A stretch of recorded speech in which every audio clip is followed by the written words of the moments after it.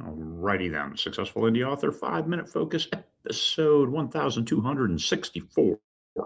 Target market. This is a business decision, not a book decision. It's about business.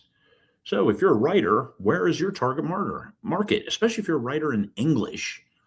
The United States has 330 million people. When I was talking to the Melbourne romance authors, all of them who were in the audience said that the .com.au, that Australia was their target market, and that's yes, because they write Australian romance. However, there are more readers of romance in America than there are people in Australia. So where do you want to target the readership? So I recommended that they change that primary market to .com as opposed to .com.au. Change it to the US, because now your books are exotic and you can still have them published and available in Australia.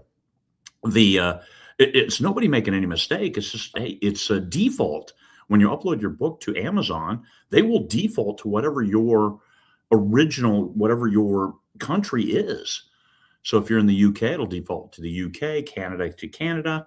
If I was a Canadian publisher and author, of course I would target the US market.com, because it's so much bigger. And they all, English for the English speakers. So South Africa, New Zealand, Canada, UK. I could see targeting UK as the primary market, but all of the other English speaking countries, I would put US, just because then Amazon will give you that preference. And much, much better to be a small fish in a very big pond than a bigger fish in a smaller pond.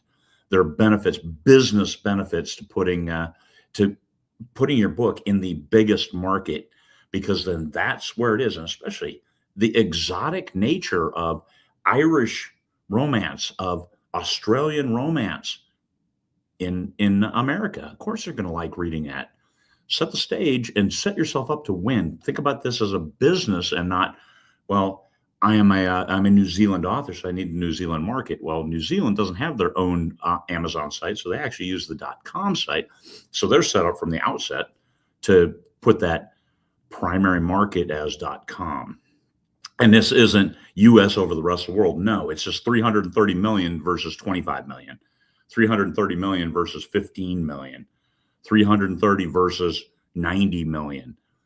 That's what it is about. It's nothing else. It is simply, you want to find the most readers you can find. Write a great book, put it in the right readers' hands. And those right readers, you go to the US market, and there are more romance readers than most of the other English-speaking markets, all of them except I think the UK. And this is actual readers.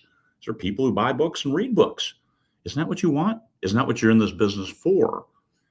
Yes, storytelling is great. However, you deserve to make money from your words, and think about that primary market.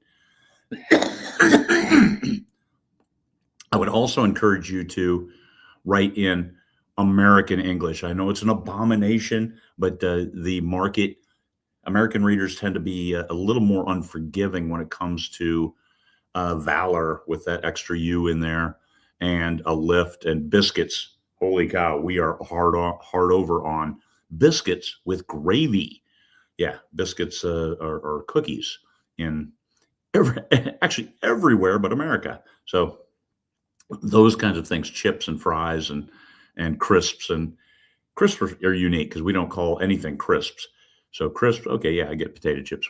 But still, those little things, I use lift in my books as well, lift and elevator, because they're interchangeable and people understand what that means.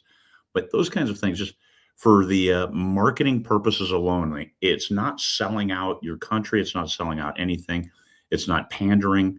It is, maybe it is pandering. It's trying to bring those readers on board, because you want every reader you can possibly get.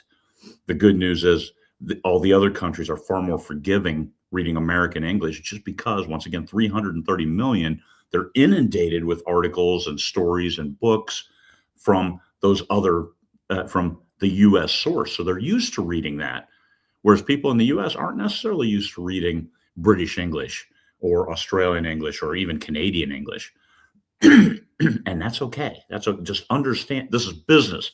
It has nothing to do with politics, has nothing to do with anything except pure business. How do you make as much money as possible from your book? That's what it's about. It's not selling yourself out. It's not prostituting yourself. It's not standing on the corner with a sandwich board saying, buy my book, but you're naked underneath showing some hip. No, none of that. It's just trying to find that target market, because your great story set in rural Australia is still a great story set in rural Australia, regardless of who's reading it. Don't you want to put it in as many readers' hands as possible? Because, hey, that revenue allows you to keep doing what you're doing, and then maybe do more of it, because you don't have to have that soul-sucking day job. You are providing entertainment, and the world needs your entertainment right now. So put it in the most hands possible. Targets the biggest English-speaking market you can, and this goes for all languages. In German, for German, I put my primary market as .de, language German. Now, if Portuguese is your language, Brazil is a very, very hard market. You're better off actually putting Portugal as your primary market, because the Brazilians, boy, that's real hard sell to put your Portuguese books into their hands. Spanish, another really hard one. I have all my books translated into European Spanish, not Central American or South American Spanish or Mexican Spanish. It's different. European Spanish seems to be more universal, and that market is more book-centric than the other ones. And that's just looking at it from pure business perspective. I know there's a lot of books that get sold from Mexico all the way down to the southern tip of Chile. Yes, those people read. Of course, we all read. But for sales, especially through Amazon, because not everybody uses Amazon. And if you're like me and exclusive to Amazon, the Amazon markets are the ones that I target the most. So that's it. A few words. Don't want to get anybody's back up. Just trying to help you sell as many books as possible, get your story into as many hands as possible, and sell those books. Now, if you're not exclusive to Amazon, then find that, like in Netherlands, Kobo. Kobo is the one that will get you in most hands. So explore those avenues for your books. Australian Amazon is nowhere near as good as the U.S. Amazon version. So find a different distributor, and then that changes everything I just said, because you have that right market via the right distributor to the right audience, and maximize those sales.